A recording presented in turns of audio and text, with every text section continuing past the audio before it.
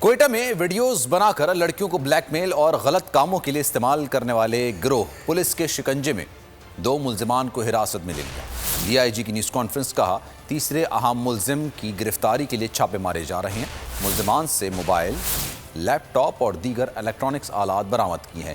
برآمد شدہ آلات کو فورنزک کے لیے لاہور بھجوا دیا گیا۔ لاپتہ ہونے والی لڑکیوں کی لوکیشن میں کابل ٹریس ہوئی ہے، جن کی بازیابی کے لیے اقدامات کیے جا رہے ہیں۔ ایکشن لیتے ہوئے ہم گئے، وہاں پہ لوکل پولیس چلی گئی، جا کے ہدایت خلجی جو اس کا پرنسپل ایکیوز تھا اس کو اریسٹ کر لیا، اور ساتھ اس کا بھائی کا بھی نام آ رہا تھا، اس کو بھی ہم نے اریسٹ کر لیا۔ جا کے ہم نے دوبارہ سرچ کیا اس جگہ کو، اور وہاں پہ ہمیں کچھ موبائل اور ٹیبلیٹ، لیپ ٹاپ اور اس طرح کی چیزیں وہاں پہ مل گئیں۔